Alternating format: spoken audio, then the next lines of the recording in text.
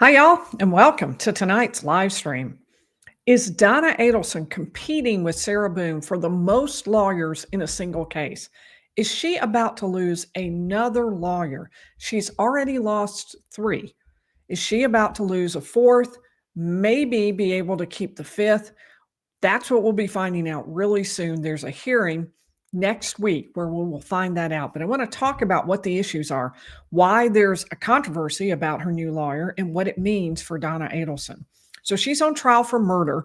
And usually, murder defendants really like delays because, after all, who wants to be convicted of murder? So normally, that's the way it is. But the state's accusation is that Donna Adelson and her son Charlie hired hitmen to kill her ex-son-in-law, Dan Markel, and that the two of them, along with hired the two hitmen through Charlie's girlfriend. So right now, it's not like anybody has won in this case. So far, the two hitmen and the girlfriend are all in jail, and Charlie Adelson, Donna's son, was convicted about a year ago. Now, Donna Adelson has been arrested, and she's being charged with having been part of the conspiracy to kill Dan Markel for having hired the hitman through Charlie, through Katie Midbanawa. So you would think that Donna Adelson would be really happy to get a delay. It isn't like it looks like she has a good chance of winning. It's a really hard case to win. Quite obviously, four people have lost. But she cried when her first lawyer was excluded, when the judge kicked out her first lawyer, Daniel Rashbaum, and said, he's not going to be able to represent you.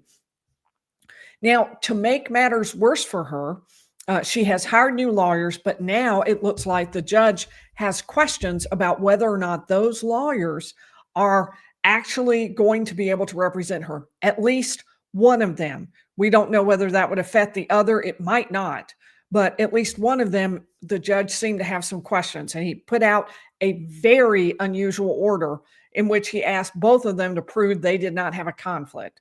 So we don't know if he only really targeted it at one. He said both. He said her lawyers should come forward. So he is showing real concerns about these new attorneys. It's not clear whether they will be able to represent Donna Adelson. We will talk about that tonight. Tonight, what we're going to cover is why Donna Adelson lost her first set of lawyers, three of them. Then we're going to talk about the ongoing attorney nightmare for Donna Adelson and who are these new attorneys and what might be the problem with at least one of them. One of them has some controversy in her past, and we're going to talk about whether that might affect Donna and whether she gets to keep the attorney. And then the third thing is we're going to talk about the fact that this is creating a new opportunity for the state to get more evidence. And we're going to talk a little bit about what evidence they're now looking for and some new directions they seem to be headed, looking for information that they can use to convict Donna Adelson in this case. So I want to say a special shout out to the first five in the chat tonight: Sunset Gazing, IMO, Michael Lalonde, Bama Queen, Catherine Small. Oh, that's only four. Oops. Let me go back up real quick and see if I can find who else. Who did I miss? Well, I know Denise Pelton was in there really early. Even though she's a mod, we'll count Denise. So, but thank you all for being early to the chat. I appreciate your comments. So let's dive into the update on where things stand today. Donna Adelson was supposed to start trial in September of this year, and potential jurors have been called up. Voir dire was about to start. That's where the lawyers ask questions and they determine if the jurors can be fair. They're allowed to strike some of them. All of this was going to be in the murder trial of Donna Adelson related to her role in the killing of Dan Markel. So Donna's son, Charlie, is already cooling his heels in prison for this very crime. He was convicted, as I mentioned, about a year ago. And she was arrested, Donna was, just 2 weeks later while at the airport about to fly to Vietnam, which does not have an extradition treaty with the U.S., and she was arrested on her way into the airplane. So Charlie's lawyer during his trial was Daniel Rashbaum. Donna picked the exact same lawyer to represent her. Now, you might ask yourself, why? First of all, that's a conflict of interest because he's represented one person charged with the exact same crime. But the second thing is, I don't know. He didn't win. He did not win the case. And so it's not that he was a bad lawyer. In fact, I felt like he did a pretty good job with the facts he was given, but it didn't work. And now he's already into that particular defense. It didn't work. So probably a different defense needs to be tried. So I wondered about why she would pick the exact same person, but she did. Charlie, in a hearing directly right before Donna's trial was about to begin, jury is outside waiting to come in, potential jurors. They're going to be selected. And Charlie, the day before that, I think Saturday or Sunday, this is Monday, maybe Tuesday, that he filed a motion saying, I don't want Daniel Rashbaum to cross-examine me. I'm on the state's witness list, and I don't agree that he can cross-examine me because he's my former attorney. And I don't think that would be fair. So let's take a quick look at the conflict of interest statute. We've looked at this before, so I'm just going to give you a very basic explanation of this. Let's see, give me just a second. I am not seeing that here. That'd be really bad because we have a bunch of stuff that we want to look at, like 8 documents, in fact. Oh, there it is. Okay. Thank goodness. Okay, I just have to share my screen. All right, let me share my screen and get that over to you. There we go. And I'm going to now flip. It doesn't help that I can't see without my real glasses. As you know, if you've been watching, those were lost on my recent trip, so now I don't have them. Okay, so Charlie Adelson is a former client of Dan Markel. So I'm just going to give you, I've deleted most of what we talked about just to give you a quick overview in case you're new to this case or new to this information. So a lawyer who has represented a client in a matter in the past, that would be Daniel Rashbaum, in the past represented Charlie Adelson, must not represent another person in the same or a substantially related matter in which that person's interests are materially adverse to the interests of the former client unless the former client gives informed consent. And so Charlie is saying, I don't consent. I do not agree that you're going to be allowed to represent me, or cross-examine me while representing Donna because you used to represent me. And says, cannot use information relating to the representation to the disadvantage of the former client. Now, my last video was about how this very issue may blow up Charlie's case, about whether or not the way that this gets applied to his case will mean he gets a new trial. But for now, I want to talk about it in Donna's trial. And in Donna's trial, the issue was, and you can watch that on Friday. I'll link to that at the end of this video after YouTube processes it.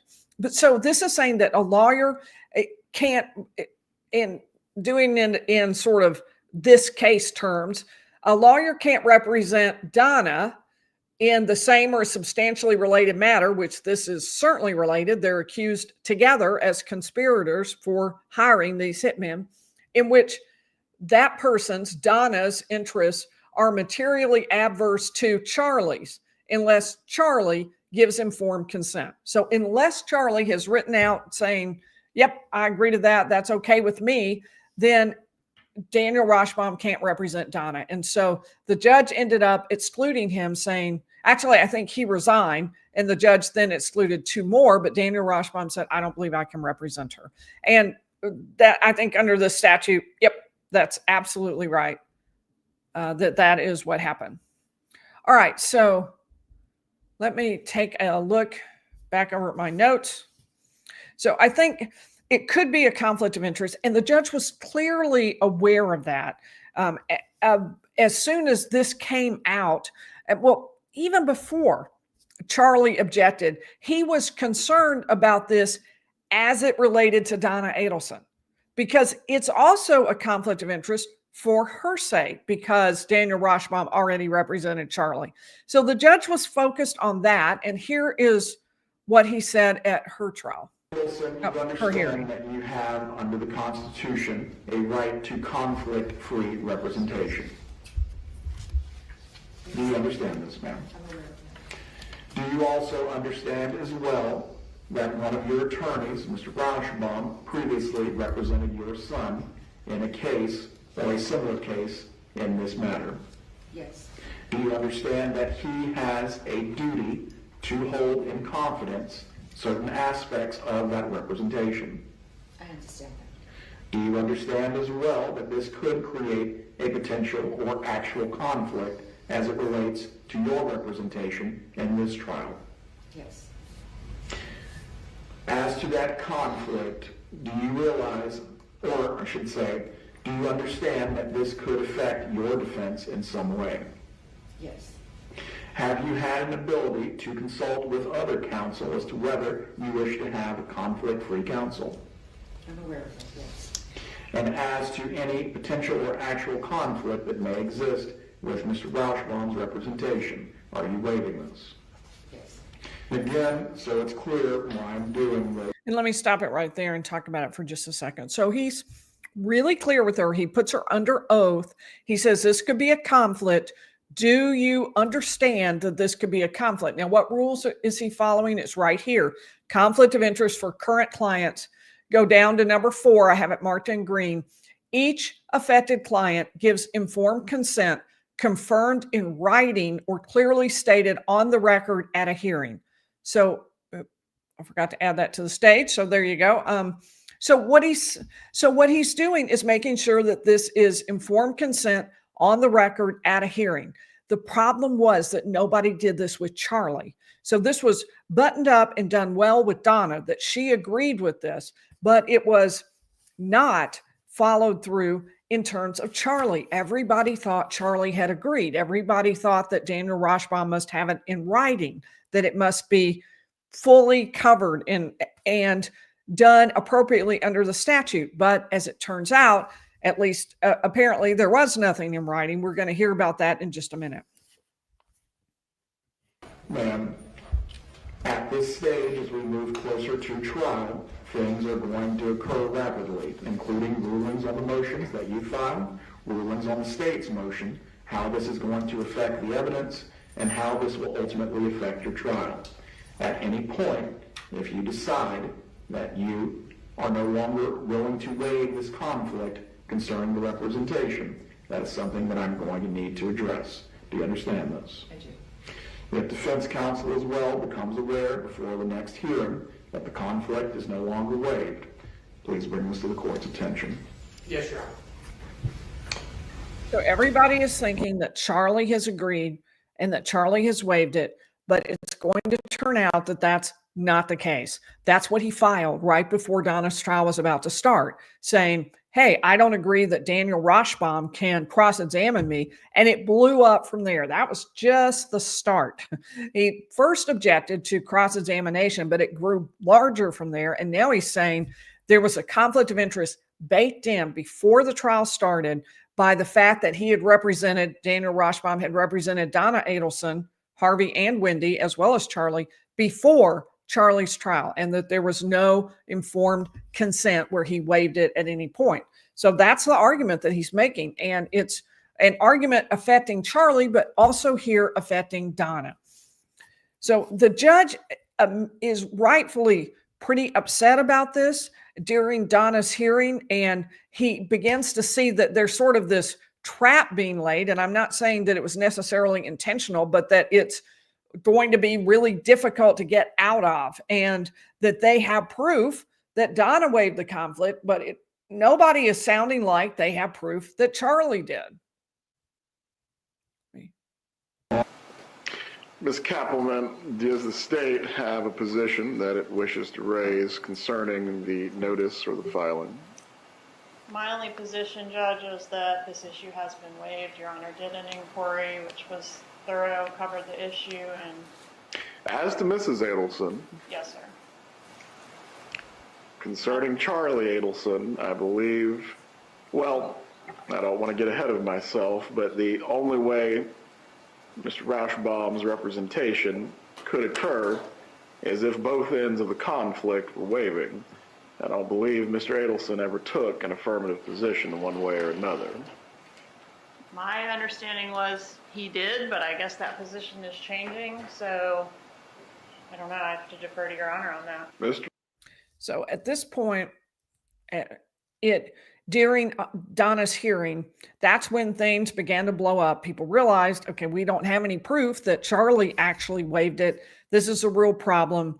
Daniel Rashbaum ended up off the case, and then ultimately the judge also removed her local counsel. Now, the local counsel had been hired by Daniel Rashbaum and initially thought, I can take over the case because I've been walled off from knowing anything about what Daniel Rashbaum knew about representing Charlie. But the judge decided no, not only for him, but also for a third lawyer that he hired. And so all three of them ended up either leaving the case or being actually excused by the judge, and where the judge said, no, I'm not going to allow you to represent her. Yes, sir. This is for local counsel. When I came into the case, at the inception of the case, obviously I was aware of the fact that Mr. Rashbaum had represented Mr. Adelson. I was aware of the conflict, whether it's arisen or not. My view of it is that it's always been there and been present. As a result of that, I have been walled off from everything as it relates to any discovery from that prior case, any notes. I've not had any conversations with Mr. Rashbaum about Mr. Adelson's evidence or property. The first instance that I met Mr. Adelson was this past weekend on Saturday with Mr. Ufferman. And in fact, Mr. Adelson queried whether or not I had seen his phone. I said no.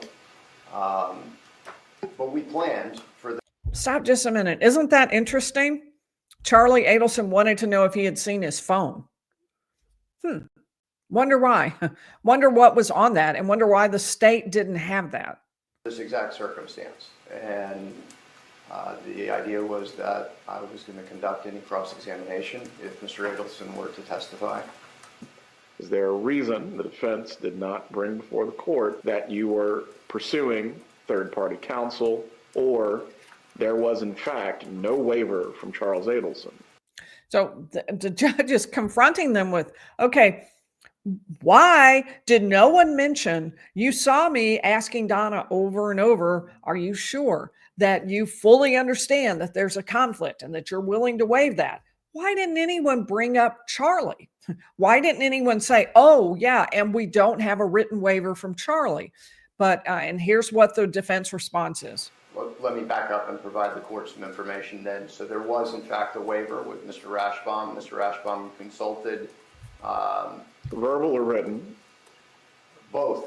There was a third-party lawyer, Mr. Moses, who was hired as third-party counsel out of South Florida to consult with Mr. Adelson independently outside of Mr. Rashbaum's presence. And as it relates to the waiver, my understanding is that the waiver was agreed to.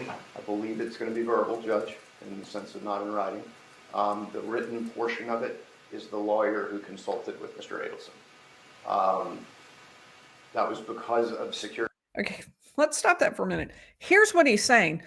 Written means that the lawyer who was talking to Charlie wrote it down, not that Charlie signed it or Charlie wrote it down. At least that's what I think he's saying. That's not what written informed consent confirmed in writing means. It doesn't mean confirmed in writing by the person overhearing it, overhearing the person agree. It means that it's in writing and signed by the person who actually consented to it. And they don't have that. And they're saying the reason was it was really difficult to get that given that he was in jail at the time. Security issues is the way that that was dealt with. It was post-conviction. The Department of Corrections housed Mr. Adelson closely managed, and as a result, there was an inability to get to him in a face-to-face conversation. So the waiver issue did occur. But it doesn't comply with what the statute actually requires. That's what the judge is ultimately going to be faced with. And so he removed, and he said these two attorneys weren't walled off enough. he was worried about whether or not this could infect Donna's trial, and then she would end up with a new trial. So they let her, during this hearing, they allowed Donna to go speak to conflict-free attorney. That means somebody who clearly doesn't have a conflict, someone who's just can give you some advice. And his name was Commissar, and he came in and made what I consider to be kind of a shocking statement. Here's what he says. She's in a position where she would not like to lose Mr. Rashbaum. She's willing to make any waivers that are necessary. She's not seeking a continuance, and she's fine with currently unprepared counsel conducting the cross-examination of Mr. Adelson should he be called. What? What? Are you kidding me? That she is fine with currently unprepared counsel conducting the cross-examination of Mr. Adelson, one of the most important witnesses in the entire case for her. Her son, supposedly her co-conspirator who helped her hire someone to kill Dan Markel, okay with unprepared counsel doing that. That's nuts. Actually, that is really, really unacceptable. And all that just so she could keep Daniel Rashbaum in her case. That's really shocking to me because I don't understand why she would agree to that. That just seems like a really poor idea. I don't know what it was that was so important to her about having Daniel Rashbaum represent her, but apparently it was. There's been a lot of speculation about whether this is intentional. Good question. I certainly can't explain whether it is or isn't, but I will say this: Donna Adelson looked really upset about Daniel Rashbaum not being in the case. It didn't seem fake to me. Now, was this part of an orchestrated plan? I can't answer that, but she seemed really upset that he wasn't going to represent her. So, as I said, the judge took a little time, thought about it, and said, no, I'm not going to let any of the three of you represent Donna Adelson. You've got to get new attorneys. So, okay, well, let me say hi to a couple of people. Michael did send me a picture of his dog wearing reindeer antlers, all ready for Christmas, and it was really cute. Thank you, Michael, for sending that picture. I appreciate it. Nancy gifted 5 lawyerly memberships. Thank you, Nancy. I appreciate that very much. So let's say you're a criminal defendant and you have, which of course, no one watching this show would ever be, but let's just say, and you just lost 3 lawyers and you lost them because of conflict. And the reason was that they had a conflict with someone who was a co-conspirator allegedly with you. So how would you go about picking your next attorney? Let's just kind of think through it. Well, one thing you would do is go through the list of people who have been involved in this case in any way, and you would not pick them, right? Pretty clear. You would pick somebody who had no conflict. But Donna, in fact, picked someone else who may have a conflict. And that is what the judge, I think, is asking about. He specifically asked them to go back and look at whether they have any conflicts. Very unusual. I'm going to show you that order in just a minute. So she picked a former judge who apparently, according to one of the, I've not been able to confirm this, and I've looked online trying to find the exact case and any documents from it, and I haven't been able to do that. But supposedly, this former judge was involved in handling Dan Markel's estate as a judge. So some of the pleadings and issues were brought to her. And supposedly, she even signed 4 orders in the case. So she actually was the judge for part of Dan Markel's estate case. That would be where they're dealing with who owns what property, giving the property to the boys. I would not be at all surprised if there were issues in there about whether Wendi Adelson should or should not have any of the property for the boys. It seems like there's going to be some issue with that. And there are 107,000 lawyers licensed in the state of Florida. I looked that up. And the only person she could find to represent her is a former judge who actually issued orders in the case involving the victim she's alleged to have murdered. That's really amazing to me. I am mystified about that. Now, the judge has issued in this case, in Donna Adelson's case, issued a very unusual order. We're going to look at that, as I said. Now, she has actually hired not one, but two new lawyers. The first one is Joshua Zellman. He's from Miami, and he's known for being the first attorney to win a dismissal of charges using the stand your ground law in Florida, which talks about when you have the right for self-defense. You have the right to stand your ground against someone advancing toward you, attacking you. So someone who has a lot of experience, someone who you would expect him to be good for her. The other lawyer is, I'm guessing, the one with more of an issue from the judge's perspective. Now, she has one sort of scandal in her background, which I don't think would affect this case or would be part of what the judge is worried about. I think it's more likely to be the conflict of interest that the judge is worried about. I'll let you know. Her name is Jackie Fulford. She was a circuit judge, actually, just like Judge Everett, the judge for Donna Adelson's case. So she held the exact same position, but she was forced into retirement. And we're going to talk about why. Let me add this back to the stage. So this is an article from the Tallahassee Democrat about her facing misconduct charges. And ultimately, she was not forced out on these grounds, but I wanted you to understand what the issues were and what the claims were. Your actions, and this is what the JQC said. The JQC is the Judicial Qualifications Commission, and it's, or committee, depending, I guess, on which state you're in, commission in Florida. And they look at issues around judges and ethics rules and things like that. They hear cases or make recommendations on what should happen with judges. They look at those very issues, those really sensitive issues with judges. So the JQC said, your actions constitute a pattern of misconduct which raises serious questions regarding your fitness to perform the duties of the office you now hold. So that was what they are saying in this pleading, and the Tallahassee Democrat is reporting on this. The JQC's notice of charges said Fulford maintained a well-known close friendship with longtime Waukesha County Sheriff David Harvey, which resulted in the appearance of impropriety and violated judicial conduct rules prohibiting judges from publicly endorsing or opposing a candidate for office. In other words, what she did was judges are supposed to, and this does really depend state to state on kind of what the rules are. But in Florida, then judges are supposed to stay out of political races. They're not supposed to endorse. Instead, she had a well-known close friendship with a sheriff. And they're saying judges aren't supposed to endorse somebody, but you more or less did do that. You did endorse this sheriff candidate who was your close personal friend. And they're talking about kind of how a bailiff assigned to her courtroom indicated he did not support Harvey, who was retiring and backing WCSO Major Maurice Langston against contender Charlie Creel. So Harvey was retiring. He wasn't running, but she was all behind the person Harvey was supporting. Her close personal friend, Sheriff Harvey, was supporting this guy. Well, the bailiff said, yeah, that's not who I'm going for. I want somebody else entirely.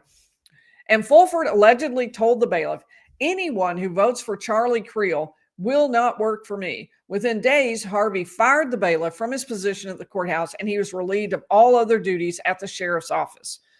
So they're saying this looks like that you went out of your way to more or less endorse a candidate or to oppose the candidate that this bailiff was in favor of, and you pushed for the bailiff to be fired.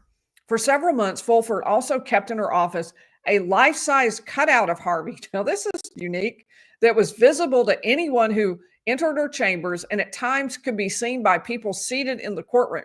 That's got to be a first. I mean, I really can't imagine this, having a life-size statue cut out of the sheriff sitting there in the judge's office and visible to people sitting out in the courtroom. That is pretty wild. That is definitely different. The JQC alleged Fulford asked a defense attorney who had a pending motion before her to represent another client without charge. This is another incident. The attorney said he feared if he did not do it, as the judge asked, it might result in an unfavorable ruling on the motion for his client, who faced up to 15 years in prison. So he's saying, I felt really pressured to take this job, this assignment where I would represent someone for free. I felt like I had to do that, or the judge was going to take it out on my client. Well, obviously a judge can't take that out on the client. It would be inappropriate. The judge needs to be making a ruling in the client's case. That's all that matters, not how she feels about the lawyer or if she's mad at the lawyer. And so they're saying, again, this would be inappropriate. So in general, they said this is inappropriate use of your position. It's a violation of the canons that apply to judges, the rules that apply to judges, and that she used her influence, friendship, and position to interject herself. This is the third thing, into the criminal prosecution of Trey Young, the son of Fulford's significant other with whom she lives. So this is the third thing they're talking about that she did. There were 3 grounds. And hours after Young was arrested in early 2013 on misdemeanor domestic battery charges, Judge Fulford contacted the prosecutor, tried to help Young's defense attorney obtain a deferred prosecution agreement, which, if completed, would result in the charges being dropped, going so far as to personally draft the agreement and submit it to the prosecutor for approval. So they're saying she got all involved in this case, and she did it from her position of authority as a judge, that she was trying to influence it. Like she was personally calling the prosecutor. And that is, obviously they're saying, we think that was wildly inappropriate. We don't think you can do that. So here is what they recommended. The JQC filed this with the Supreme Court. It's the Supreme Court that will make the decision in at least, I guess, most states, and certainly in Florida. That's how it happened. And they filed this document with the Supreme Court, and they said additional ancillary matters came to the attention of the investigative panel that prompted it to request that Judge Fulford be evaluated pursuant to FJQC Rule 13 to determine whether she suffers from a physical or mental disability that seriously interferes with her ability to perform her judicial duties. So what they're saying is that while we were looking at these 3 grounds that we set out here, while we were looking at that, something else came to our attention, something that we're not going to tell you, public, what it is, but something that we think suggests that the judge suffers from a physical or mental disability that seriously interferes with her ability to perform her judicial duties. So they looked into it, and they said the results of that evaluation and reports and evaluations from other healthcare professionals have caused the investigative panel to conclude that Judge Fulford does indeed suffer from a disability that seriously interferes with her ability to perform her judicial duties, and that the disability is permanent. Now, that's just weird, right? Because here she is about to represent Donna Adelson in a very high intense demand case that's going to be round the clock work for weeks on end during the trial and right before it. So what is this disability that she has that was so significant that it interfered with her ability to perform her judicial duties, and it's permanent, but it's just fine. She can still be an attorney. It's just weird. It doesn't really make a lot of sense. And they didn't ever explain to the public what this was. So it's literally impossible to evaluate it, but it definitely is weird. They also mentioned she's been on a medical leave from the bench since April of 2015 to receive treatment for her condition.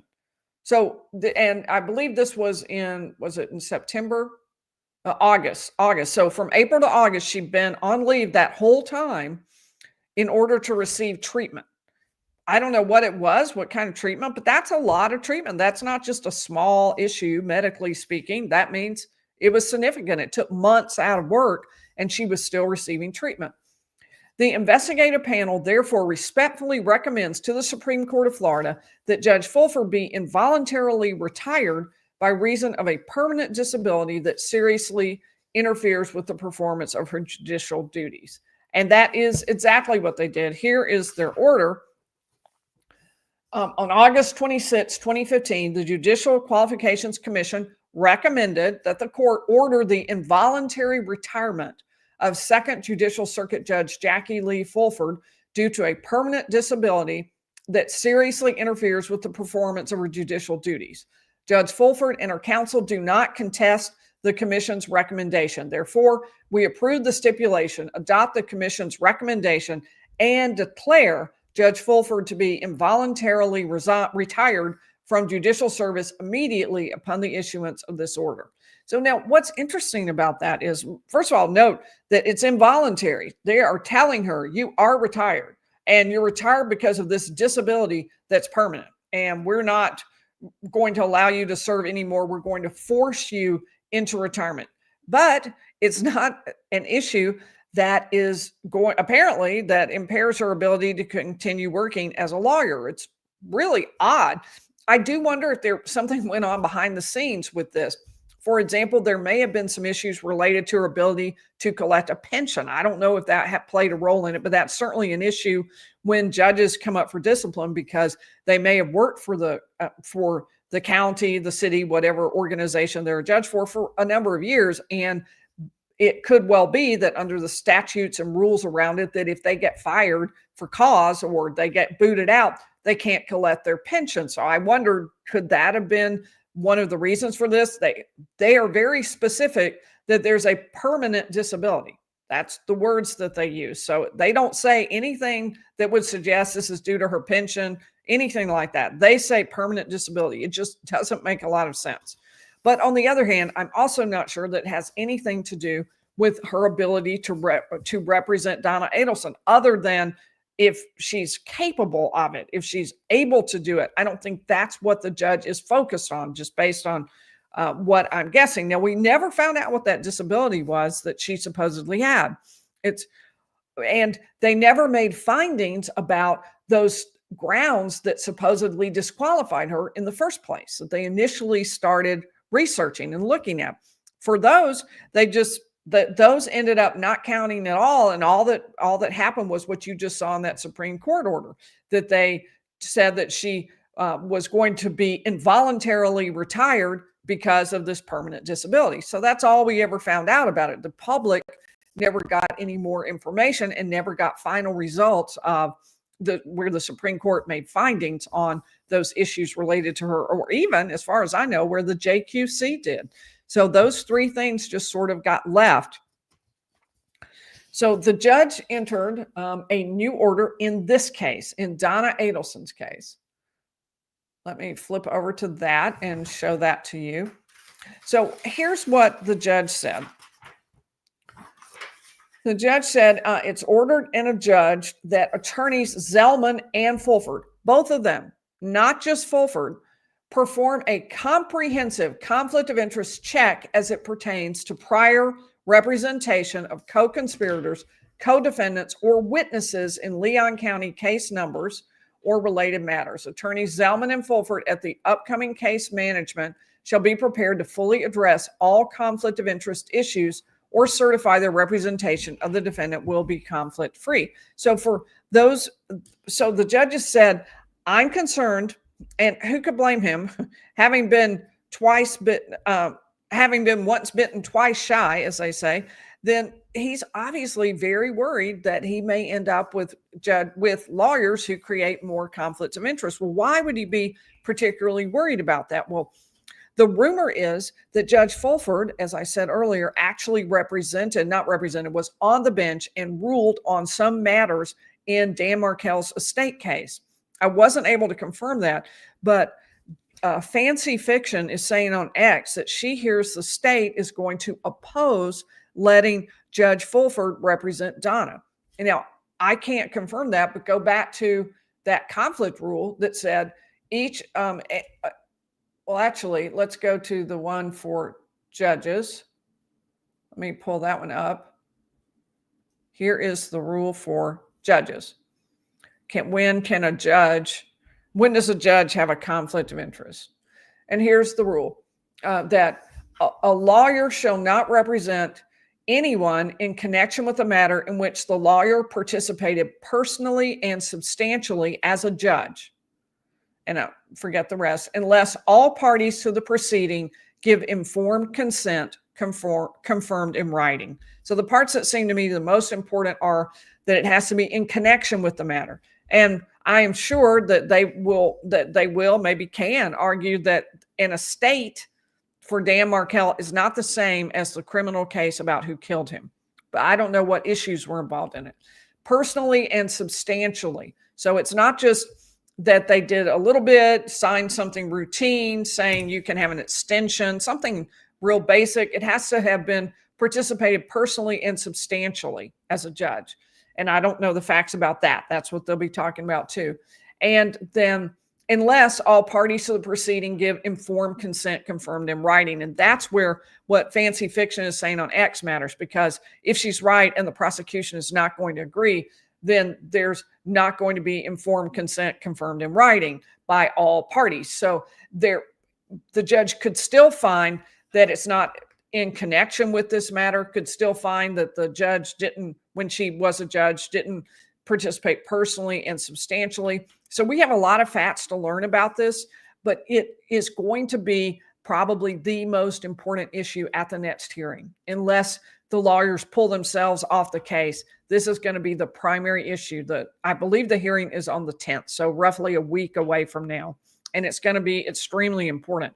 Now, this has opened up a significant opportunity for the state, because now they have time, the luxury of time, to look for some more information and look at what they've asked for.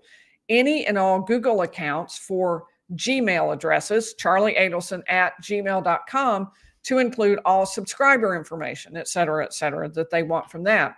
So they're looking for information from Charlie's Gmail. I am astonished they didn't already have this. It isn't like it's some really strange derivative name and they just found it. charlieadelson@gmail.com seems pretty basic. So I don't know. I don't know why they didn't already have it. But if they find new information, new Google accounts, new Gmail addresses related to that, new information, that could be some significant evidence. We have no information about it, but they actually issued a search warrant for this, filed an affidavit for it. And they also want the contents of any and all emails stored in charlieadelson@gmail.com. What will those emails show them? We don't know, but it actually opens up a big opportunity for the state to find some additional evidence. They also have listed an exhibit. Now, this exhibit was actually something they provided to Daniel Rashbaum before Donna's trial was to begin, but we didn't know about it because this got filed after Donna Adelson's trial was canceled. They said they were going to use an exhibit, jail call enhancement. They don't say which exact jail call they mean, but I'm guessing it's pretty likely that the jail call they're talking about is the one where Donna Adelson says, we're going to be flying out, we're going to Vietnam, and Dan says, blah, blah, blah, and we may not make it out, we may make it out, we don't really know. And there are issues around that. First of all, that she appeared to have talked to, I'm guessing Dan is Daniel Rashbaum. We don't know that for sure, but that would be my guess. So she appears to have talked to an attorney about leaving the country. And she, in fact, was arrested on her way out. That's one of the things that the state says is proof that she felt she had to flee, that she had feelings of guilt, and that she wanted to get out. So let's go ahead. I think, let me go ahead. Blah, blah, blah. All right. If you have questions, if you would please put question marks at the beginning of those, and I'll look for those and find them in the chat. One thing we don't have yet is a trial date. At this point, the hearing is on the 10th of December. So just about a week from now. And so it's a case management conference. Those are just sort of basic conferences where you talk about, okay, what's the process? Are you missing any discovery? Are there any problems in depositions, if those are allowed in the case? Are we moving smoothly toward trial? So that's basically what it's about. All right. Well, I see that we have 2 new members, probably thanks to Nancy. I appreciate that, Nancy. Vegas Vibes and Nancy Randall are both new members. Welcome. We're glad to have you. And Colleen, thank you for your super sticker. I appreciate that very much.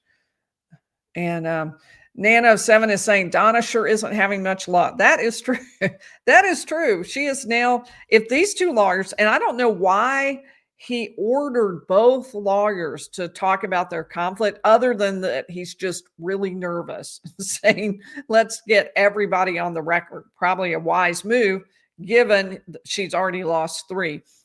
It seems to me, I don't really see any issues around the one attorney, Fulford maybe. And I suppose if Fulford hadn't walled off enough, if the judge thought her involvement in the estate case, if that proves to be true, if he thought that was enough to keep her out of the case, well, then maybe the other attorney walled off from her knowledge sufficiently. That might become an issue. But if she lost both of these, that would be 5 attorneys she's been through, which is truly extraordinary. Sarah Boone level at that, because that is a lot of lawyers to run through. And then Vegas Vibes is asking me, wouldn't Donna want her trial to move ahead as quickly as possible, especially if she believes she will be found not guilty? That's, it depends. Yes, you have the right to a speedy trial, and defendants sometimes want that because they are hanging out in jail for not much reason in their minds if they believe they're innocent, and therefore they want out. It can also be a reason that you force the state to go ahead and put their cards on the table before they have any additional time to reach out for evidence to find other information. But it's also often, especially in cases where there is, substantial guilt, the defendant doesn't want a speedy trial really, and often will waive it. And the reason for waiving it, which she has not done in this case, but the reason for waiving it is they want to have plenty of time to prepare for trial. And they don't want that to be something that stands, they don't want to rush and then not have all the information and ability to prepare. So it depends on which way they've sort of gone. In this particular case, Donna had pushed forward to trial. Now, of course, there was a significant delay. And so in this particular case, she definitely has reason to want the trial to move quickly, in that she's older, and being in jail not only wouldn't be comfortable or easy for her, but also is any time she spends there is taking away from the final years that she would be living out and free if she's found innocent. So let's go over to the question marks. We'll zip up. I'm not sure quite where I asked that question. Okay. Yep, I think it was after this. I'm looking for question marks at the beginning. That's my best shot of finding your question in the chat, because there are lots of messages and it can be hard to find. Okay, I'm looking for the question. Do you have no questions, or did I go too far back? I probably went too far back, almost surely. All right. Will Charlie get a retrial? Rhombohedral asks. I did a video talking about the effect that the conflict of interest could have on Charlie's trial on Friday, and you'd probably enjoy that, Rhombohedral, listening to that and giving that some thought. As far as whether he will get a retrial, I can't say for sure, but I did say, and stand by this, it's a big issue. It's not just a minor, small thing. It's a significant issue in the case because of the fact that Charlie has an argument that there was already a conflict of interest when Daniel Rashbaum represented him, and there's no waiver of that. Now, it may be that Charlie's team will come up with places where he waived it, the prosecution, places where Charlie waived it. But as of this point, we don't have that. So I think it's a significant issue. The judge may decide there was plenty of waiver. The judge may decide lots of different things. Right now, what he's asked for, it's not actually before the trial court, because his case is up on appeal.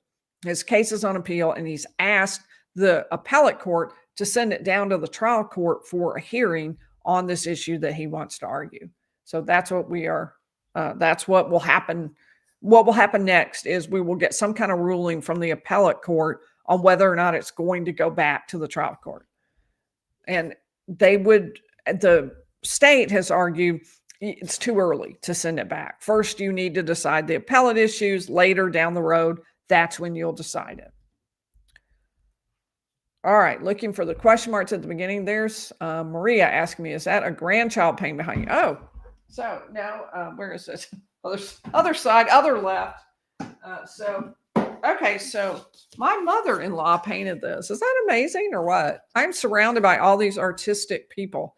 We got Marlon, of course, who's amazing and constantly coming up with new stuff for the channel. And then we've got Mama paints as an artist too. Denise may be one. Those are our mods. I don't know. Maybe Denise is an artist too. I am really, really not an artist, but I just thought it was so cool. I put it up every Christmas somewhere in the house, and I just thought I would share it with you. I just thought it was so beautiful. It's a Madonna and Child painting, and I thought it was really cool. I loved it.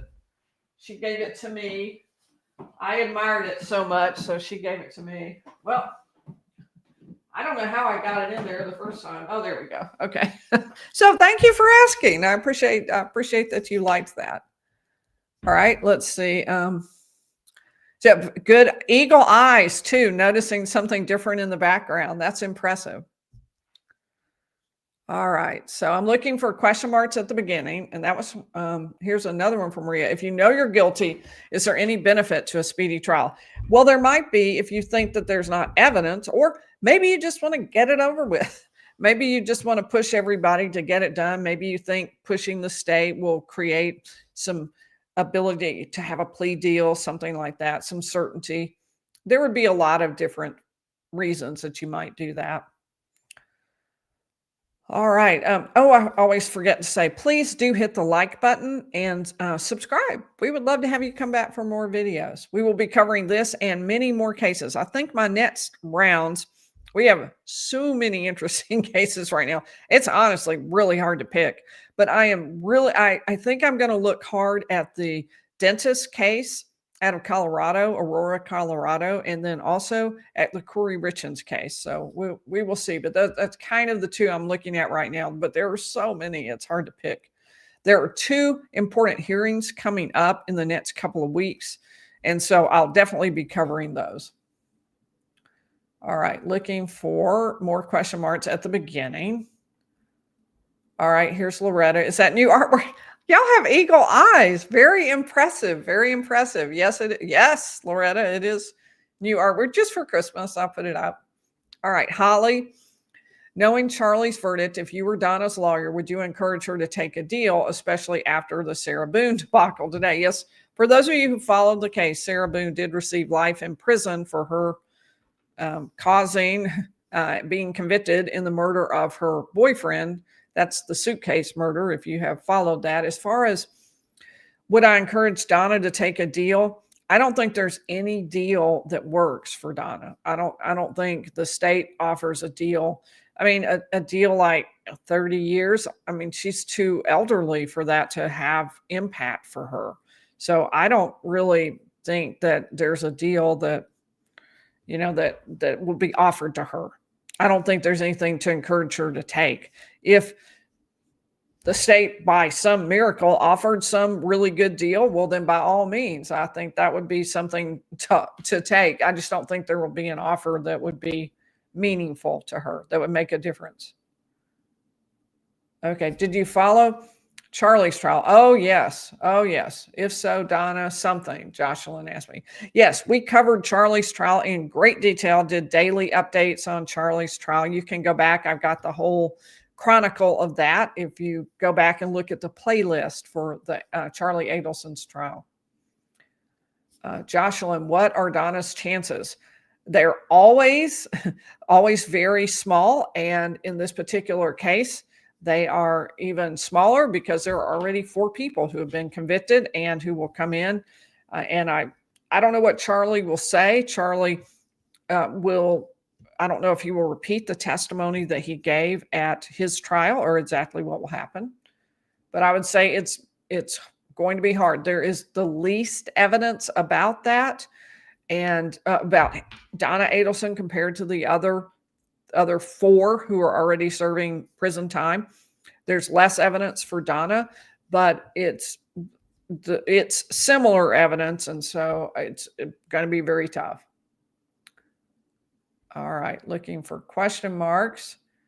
Jocelyn, did you? Oh, yes, I followed Charlie's trial. Phil, any closer to making prediction on whether Wendi gets arrested? I don't.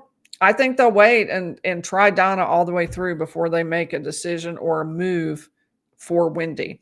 And a lot of this information they're getting, Charlie's email, things like that, they're looking for information not just for Donna's trial, but for Wendi's trial, for information that could be used if they decide they're interested in arresting her. What is the evidence? That's what they'll be looking at it from all angles, not just how can this be used in Donna's trial. They'll be using it in general to beef up their information and their knowledge about where it would be going. Boone had 8 attorneys, American Justice. Yes, that's correct. And I did feel like it was somewhat unfair because 4 of them withdrew of their own accord due to conflict. So she only fired 3, I guess it was, and then ended up with the 8th lawyer who stuck with it and took her all the way through today's sentencing. Oh, sunset gazing. Yes, I do change the color of my lights based on what I'm wearing. It took a long time for anybody to mention that. So yes, thank you. All right, let's see. I'm going to head over here. We've got some more people with comments I need to talk about. All right, let's see. Janet has been a member for 9 months. That's awesome. That is awesome. Thank you, Janet. And we have missed you, but we are glad to have you back and look forward to having you back again. And thank you for being a member for 9 months. She also noticed the new artwork over my shoulder.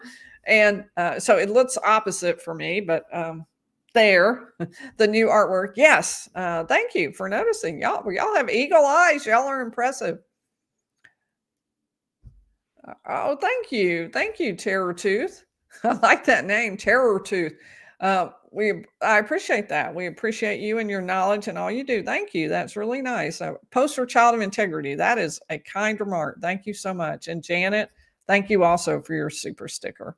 I appreciate that from all of you. Well, let's head over and see if there are any more questions. We'll answer a couple more if there are. Yep, we've got a little time. All right, looking for question marks. I think that we've covered it. All questions are answered. Don't forget, if you have a case you really want me to follow, put it in the chat or the comments, and Marlon, Mama Pinks, and Denise will let me know. Or also, you can contact me. My contact information is available through my YouTube page. So you can also contact me with cases that interest you and that you'd like to follow. I'm always looking for new ones.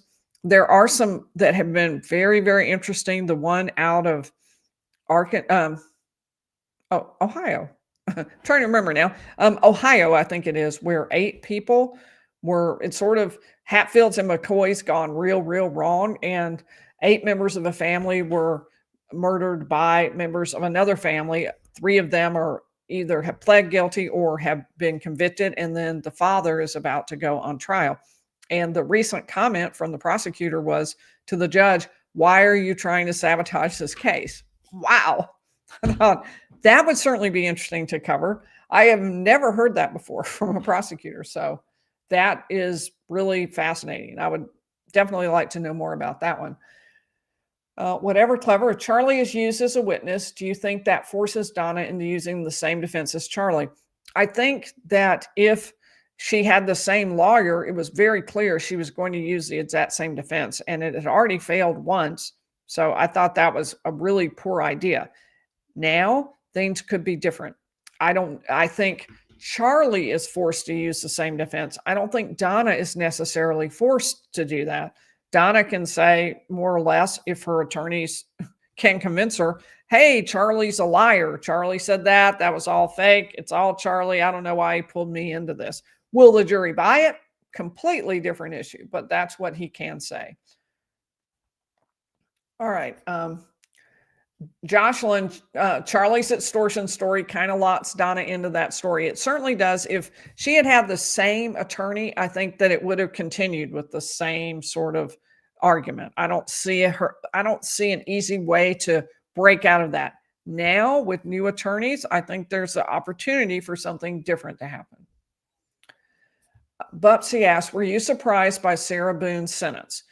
I was not surprised by Sarah Boone's sentence. I did a video. I did not cover the Sarah Boone case in general, but I did do a video saying, take the deal to Sarah Boone, saying, look, I've practiced for 30 years now, and I also have done a lot of mediations where I help people settle cases. So one of the things that I see and deal with and talk about with people when I mediated cases, I say, look, I've done this for a long time, and I know that you're locked into the idea that you can win, but I'm telling you, you could lose. And here's what you would face. Let's think reasonably about how you ought to settle the case, why you should settle the case, what you should settle the case for. And she was given an offer that was amazing. I was like, because I could see it's a huge mistake to turn that down. I think the judge was surprised. I think everyone, it was a really good deal, and she turned it down. And what she ended up with was so much worse than what she would have gotten if she had just taken the deal. So go back and watch that video. But oh man, I could not believe that. All right. Well, I will see you all Wednesday at 7 p.m. Eastern. And don't forget to write me with cases that you want to cover, and I will see you all soon.